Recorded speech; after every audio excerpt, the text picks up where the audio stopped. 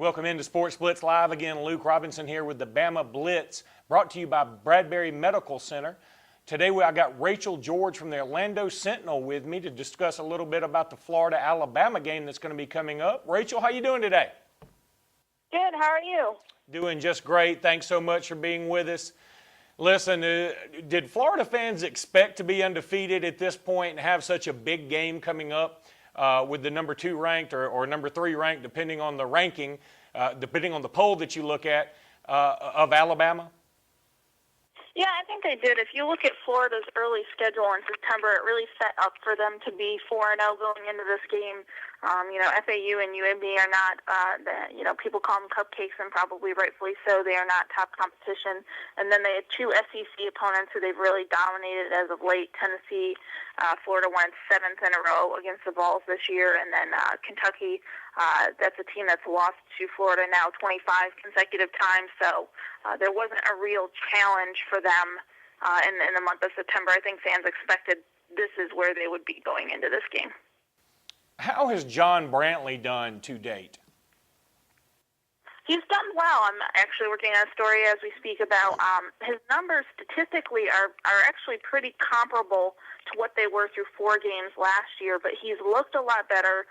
He's managed the game well. He has, by all accounts, become a vocal leader, is much more comfortable with Charlie Weis, the new offensive coordinator. So it's been positive, even though the numbers don't necessarily show it. He's got a lot more going on around him that they didn't have last season. Jeff Demps and Chris Rainey at running back have been absolutely unstoppable so far. What are your thoughts on those 2 guys? Well, they've just, as you mentioned, they've just been unstoppable. It's really been interesting to watch. It makes you wonder, what could have happened for Florida last year if Demps were healthy. I know that Urban Meyer was probably one of the most beloved coaches in Florida history. I know nobody could ever take the place of Steve Spurrier, but Urban Meyer certainly came close. Has Will Muschamp ingratiated himself to the entire community so far? Oh, absolutely.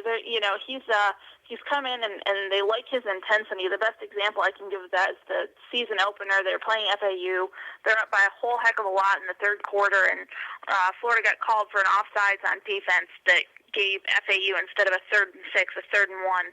And he just went berserk on the sideline, screamed at the refs, kind of came out on the field, kind of what we expected when you have a nickname like Coach Boom. And the place, the swamp went nuts. The fans just loved his intensity, and that's really, endeared him to the fans so far. He's got a little bit of that Southern charm, which they like, and I think probably most importantly, he's 4-0.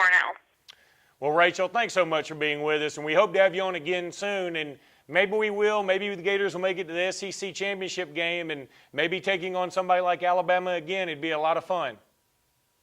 We will see. Thank you so much again, Rachel.